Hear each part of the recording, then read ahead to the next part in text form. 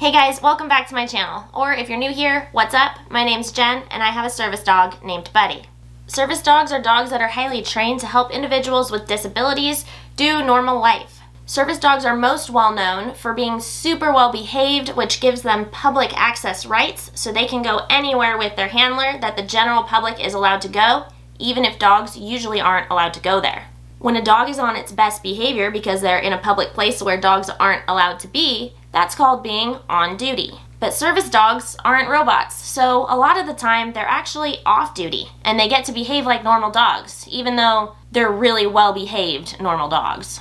Service dogs also need to go on walks and decompress, just like humans and just like pet dogs. But obviously it's really important to not ruin their training with unstructured, really sloppy walks. So what exactly are the rules for a dog who's a service dog usually, but who's out on a walk or out on a hike? Is Buddy on or off duty when we're on a hike? Will he still alert if I'm gonna faint or get a migraine? Does he have to wear his vest, or does he wear a flat collar, or a prong collar, or an e-collar, or a bandana? Is Buddy allowed to sniff? Is Buddy allowed to meet other dogs? All this, and I'll even show you his gear and some clips of this afternoon's hike, coming up.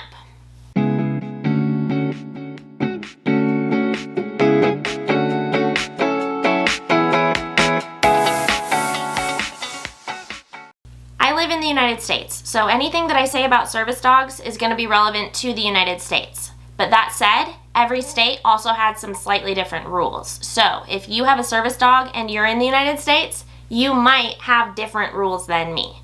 You're going to have to check with your state and your county. In the United States, service dogs are governed by an entity called the ADA, the Americans with Disabilities Act. The ADA doesn't actually have strict rules about service dogs and how they're supposed to behave when they're not in a store. Honestly, even their rules about precise behaviors within a store are sort of up for interpretation. That's something for a different video. But how a service dog behaves when it's at home or when it's not in public is completely up to the handler.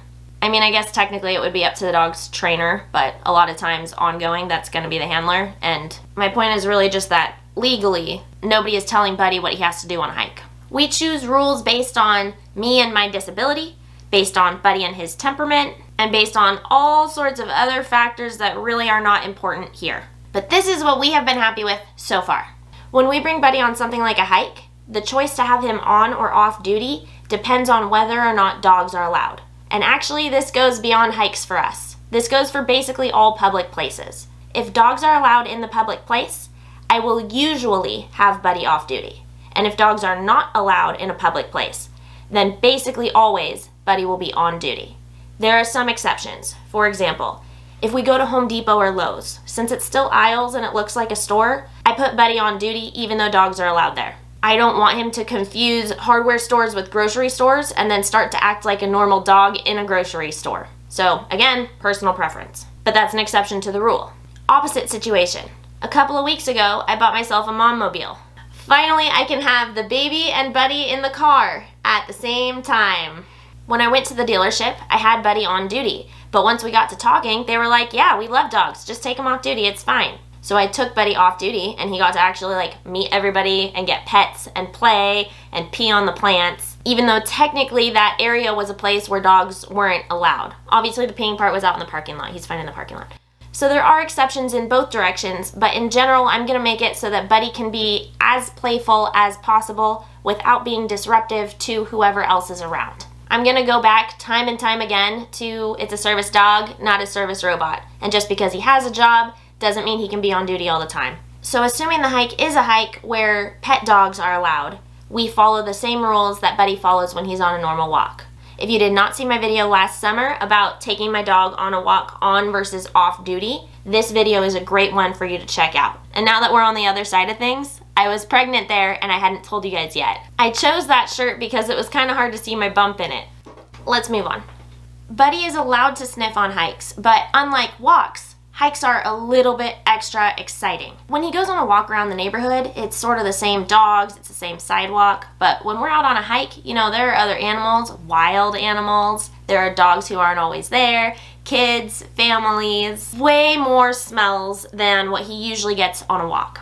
So when we're out on a hike, something really exciting, I also throw in training. I really like to take advantage of the influx of smells that he's experiencing. So even though I do give him some freedom and let him walk around and sniff on the leash, I also like to throw in commands like come, heel, sit, stay, down. I'll walk off for a little bit, or I'll have him touch my fingers, run through my legs, or I'll play with a stick and throw it and have him leave it. We also work on things like look and of course focus around other dogs. So in addition to being allowed to sniff and have ultimate freedom in this really exciting environment, he's also being tested at his limit to help me further proof those commands so that when I say them in a place that's way less exciting, like a movie, he's much more likely to be able to obey.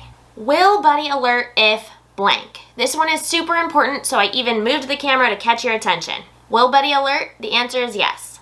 Does Buddy alert when he is on duty? Yes. Does Buddy alert when he is off duty? Yes. Does Buddy alert when he has his dog friend over and they're in the middle of wrestling each other? Yes. Does Buddy alert me if I'm asleep and I'm about to start convulsing? Yes. He will wake me up. If he can't wake me up, he'll wake my husband up. Will Buddy alert me if I just told him to stay somewhere else and he would literally be disobeying my commands if he came to alert me? Still yes. And if they're actively disobeying you when they do it, it's called intelligent disobedience because it is so intelligent to disobey staying there if I'm about to faint. A lot of dogs do intelligent disobedience naturally because they feel it in their heart that it's the right thing to do. But in the case of service dogs, it's so important that you need to train it, reward it, and make it super reliable. The service dog is your lifeline. A great example of this is when a blind handler tells their guide dog to move forward when there's oncoming traffic. That dog needs to stay where it is, and it doesn't matter how insistent the handler is, that dog needs to stay where it is. So with Buddy, alerting is like that thing that he has to do, no matter what, no matter whether or not Buddy is on duty. And if you look back at some of my old videos, you'll probably see that happening in some of them.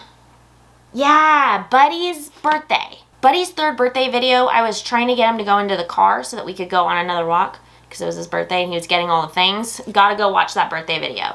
Not sure what the timestamp is, but in that video I was like, hey, let's go on an adventure. And Buddy wouldn't move. But I caught it all on tape. All he wanted to do was alert me and then we went ahead and left. As far as gear goes, Buddy walks on a flat collar with a 6-foot leash. Here's his leash. I know I've shown you guys this before because I'm obsessed with it, but I'll show you now because it's relevant. This is the brand of Buddy's leash. I got it off Amazon and I'll link it below. It's a 6-foot long. But what I like about this leash is it has one handle that's got a stiff part that's nice and padded so you can hold on. It's almost like a ski handle. There's a D-ring here for your poop bags. These are biodegradable. And then there's another handle about 1.5 feet off of the clip that is also somewhat padded so that you get extra control about 1 foot from the dog. This is just about the perfect length to have him stay in my heel zone. When Buddy is on duty, he wears something like a vest. This is the vest that he was using when he was training because it was really cheap. It was like $20 on Amazon, and I wasn't sure at that point if Buddy being a service dog was going to work out. So I got a cheap one for his training process and then switched him to a nicer custom fit one when he got older and was ready for public access. But if he's wearing something like this, then that clearly shows everybody else that he's on duty, and Buddy is also aware that he's on duty because he can feel that he's wearing a vest. That's another thing that is up to the handler. Some handlers choose vest on is on duty and vest off is off duty. That's what I've chosen to do, but there's no reason that a service dog has to be in a vest, and your service dog should be able to be on duty even without its vest. So a vest isn't actually indicative of a service dog for the public or for the dog, unless that's what the handler decides. For the times that we're out on a hike and normal dogs are not allowed, but there aren't a lot of people around, so I want Buddy to be able to sniff, sometimes I'll put him in a service dog bandana instead. What I love about the bandana is that if I don't tell Buddy that he's on duty, he gets marked as a service dog, but to him it's just a collar with a flap. So Buddy has no idea that he's on duty. We also use the bandana when we want Buddy to be on duty, but it's too hot. Like I said before, your dog should be able to behave as if it's on duty even when it's not in a vest. The nice thing about the bandana with Buddy is that we taught him the difference between heel and walk. Heel is much more strict and it's structured. He has to stay next to us and he's not allowed to sniff. And walk means he's allowed to go sniff off to the side or fall back to sniff stuff that's behind us. So when Buddy's wearing the bandana, we can easily switch him between off and on duty by using the commands heel and walk. That way when we're around people, we can have him on duty, being really well behaved and being a good service dog community citizen. You know what I mean? Like, you don't want to have a misbehaved service dog and have people think that it's okay for your service dog to be misbehaving on a hike where dogs aren't allowed, you know? You follow? You don't want people thinking that you're just labeling your dog as a service dog in order to have them on this hike. You follow what I'm saying? I think it's a really bad look for the service dog community to just label your dog as a service dog and then have them be off duty, even if it is a legitimate service dog other times. So if there are people around and I have Buddy labeled as a service dog, you bet your bottom dollar he's going to be behaving. He's not a robot, so he's not going to be perfect, but I'm at least going to be trying to get that service dog behavior out of him. If we are going somewhere that is excessively exciting, or if Buddy is just having like a super amped day, he is like zoomy all over the place, then I will use his e-collar. Buddy has the Mini Educator Zen. It's really cute. We've been really happy with it. If you've never used an e-collar, it's not the same as a shock collar. It's a stimulation unit like a TENS unit, not a shock like an electrical outlet. So I felt it on myself, and Buddy gets stoked on his e-collar. Buddy knows that the e-collar means he's going off leash, he's gonna smell the best smells. It means it's gonna be the most exciting day ever, and he's gonna get a lot of freedom. So when I get the e-collar out, he gets really excited. I've found that if he's off leash and he's further than like 20 feet away when there's a lot of wind, I have a hard time yelling loud enough that he can hear me. And that might be partially due to my orthostatic intolerance. You know, it takes a lot of breath to be like, Buddy! So having this to just tap him on the shoulder when I'm really far away has been such a godsend. And of course I was really nervous about, you know, the humane implications of it. I don't want to be torturing my dog or scaring him into obeying me. But when I got this out to film this video, like we're not even going anywhere, Buddy started hopping on his two front paws and nudging on the e-collar with his nose as if the e-collar was about to faint. So I'm going to be really disappointed if I see any comments about the e-collar and how mean it is to Buddy, because the e-collar, it turns out, is something that I might need to actually desensitize my dog to because he likes it too much. And finally, guys, other dogs. Buddy and I do not greet other dogs. It's a personal choice, but Buddy has been bit a couple of times in the past, and he is my lifeline. I don't have it in me to train another dog. I don't have money oozing out of my pores to buy another dog if something happens to Buddy. We have had incidents with other aggressive dogs in the past, and I have seen firsthand what an impact it can have on the service dog and their confidence, and what an impact a service dog's decreased confidence can have on the way that they're able to work. I'm not willing to risk any more of Buddy's personal confidence, and beyond that, I'm not willing to risk Buddy's wholehearted trust in me. If I bring him to another dog, I'm telling him that I'm trusting that dog. And do I trust that dog? No. The dogs who have approached Buddy who have not been trustworthy have not been approached on my blessing. So now just proactively, I try to make it really clear that we're going to keep our distance and mind our business and do our walk, and this isn't a time for playing. Buddy does have time to play with other dogs, but out on hikes is not that time.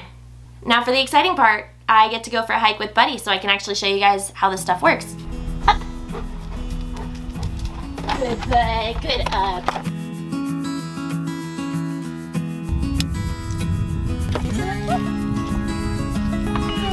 Mom-mobile, mom-mobile. Going on a hike.